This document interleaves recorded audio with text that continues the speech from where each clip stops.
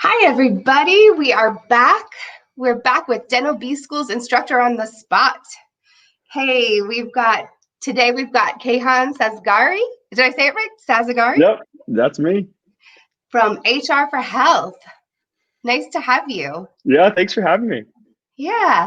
So today we're going to be talking about all things HR. A lot of new dentists are going to come up with some HR stuff as soon as they start their practices. So let's see if Kayhan can answer all of our questions. He has not seen these beforehand. So here we go.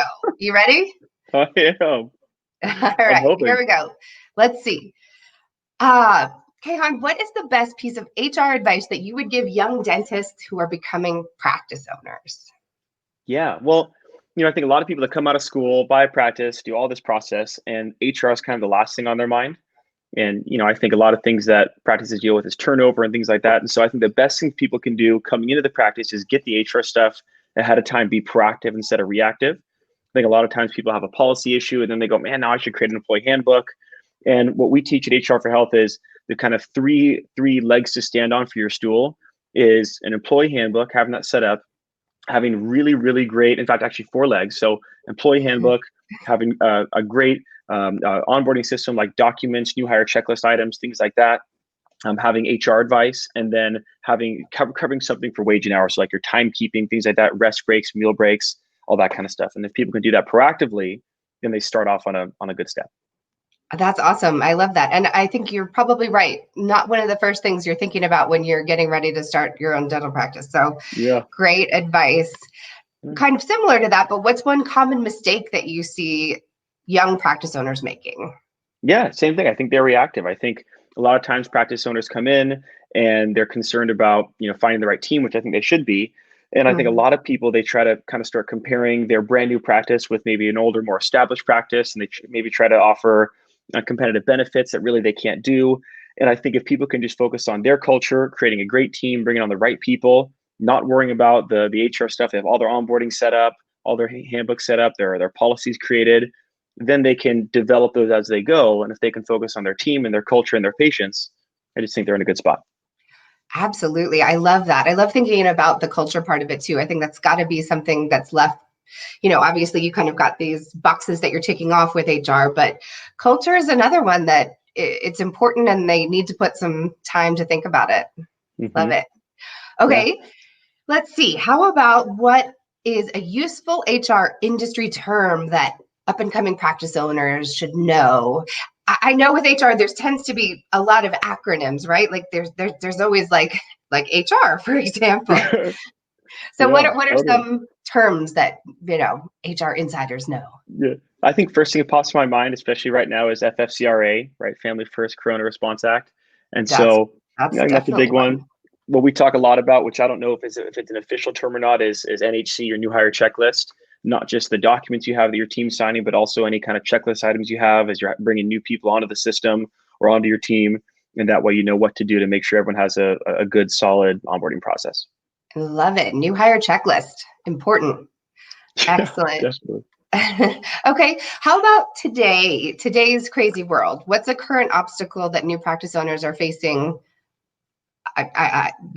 today? Yeah, yeah, we just said it, FFCRA, right? With COVID and whether it's people doing homeschool for their kids or making sure they're doing like temperature checks, things like that. We find a lot of practices if they're not equipped, especially with an HR member or a resource like HR for Health, they might be trying to kind of shortcut or get around the FFCRA rules. And I think a lot of times people even might be trying to do right by their team and giving them the appropriate leave and paying them correctly. Maybe it's 80% for the family stuff, or it's actually sick leave and they're having to give more, the entire, 80 hours, whatever they're doing, they have to actually document it correctly as well, send it in to make sure they get their tax refund.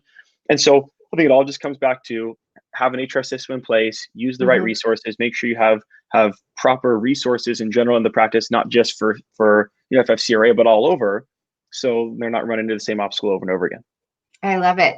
By the way, it looks like we have a guest There today. we go. Little kitty. I love We've it. got a guest on the Instructor on the Spot. This is Mookie. I don't Oh, know if you hello heard him there. meowing, but he wants on. He's a star. There we go. Start the show. Figure I Yes, thought it was going to be cats me. in the practice might be an HR issue. Yeah, maybe check the allergies, right? All right. Well, Kayhon, you've been excellent. You've answered all of these questions in a very good way, and I hope that all the new practice owners who are listening are getting all this.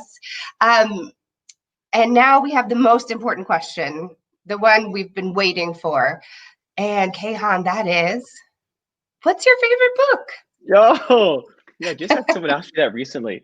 I talk about that kind of stuff all the time when I'm working out with someone or getting lunch or things like that. And I kind of have like a top 10, but I'd say Wow. my top favorite, if I were going to recommend, like you could recommend one book to your kids or to, a friend or family member, I think it'd be The Compound Effect by Darren Hardy. Talks all about building great habits, having great choices, and how those compound on each other to take you either where you want to go or where you don't want to go, getting healthy, adding weight negatively, all that kind of stuff.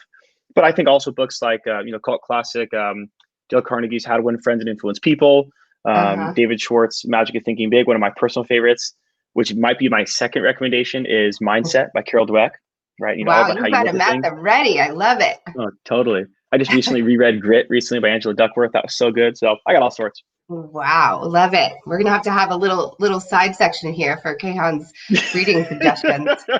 Little shelf, right? Yeah, yeah, we'll put a little right next to you. Awesome. Well, love it. Thank you so much for joining me today, Kayhan. You've been a delight, as they say. Thank you. Now, tell me, if somebody's looking for HR advice, how can they find you? Where should they go? Yeah.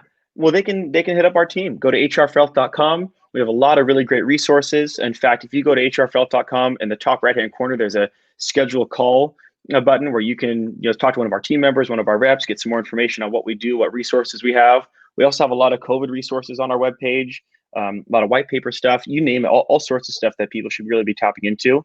And we Got found it. a lot of people that might, and might not be the right thing to say, but might kind of feel like their competition, even though we don't necessarily feel like they are, have not been advising properly in that, we found. And so by far, in my opinion, best resource to use is HR for Health.